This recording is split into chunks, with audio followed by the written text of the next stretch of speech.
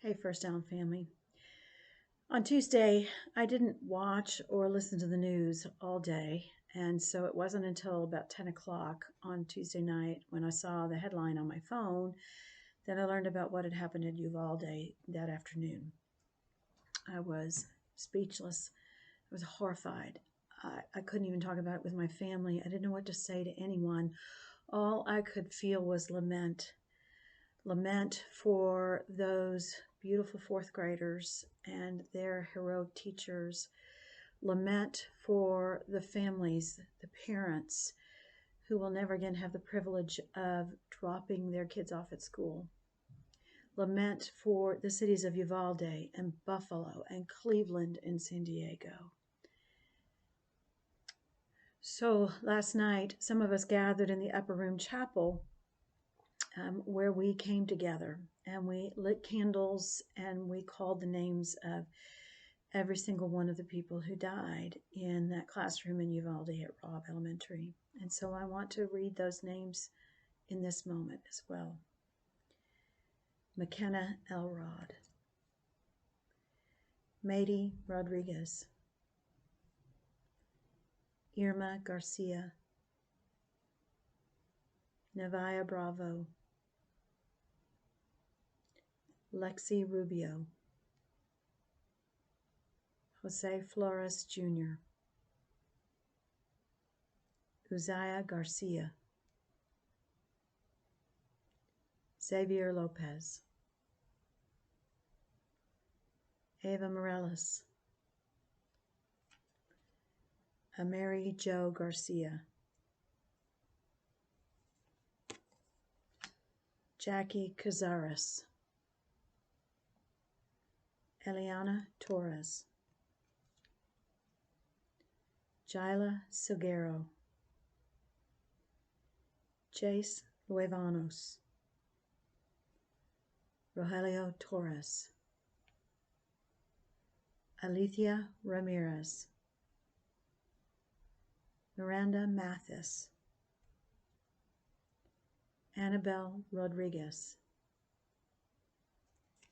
Tess Mata, Ellie Garcia. We prayed, we called their names, we lit candles, and we cried.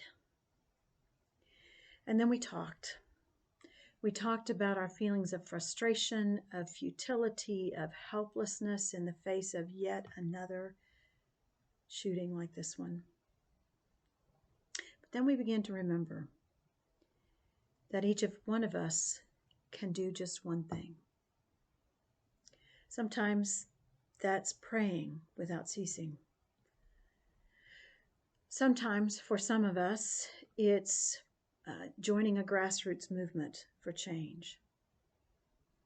For some of us, it's writing to an elected official. For some of us, it's running for public office. For some of us, it's working to elect good people to public office. And for some of us, it's listening to a child in pain, a teenager in pain, someone that we know who's in pain. Each one of us is called by God to do something. And so my prayer ever since hearing about Uvalde has been this: Lord, help me know what is mine to do, and then help me to do it. And help me remember that this is not a sprint. This is a very long race. We are not going to fix this quickly, friends. The problem is far too complicated and too ingrained in our national psyche. But the good news is we don't run this race alone. We run it together. It's a constant relay where some of us are in and some of us are out resting. We're in this together and we're in it with God. And so, friends, that's why we really need to be together in worship this Sunday. Remember something Pastor Jessica said to us a couple of months ago, and that is that worship is not a destination. Worship is a mission station where we receive and are supplied with what we need in order to go out into the mission field and do the work that God has called us to.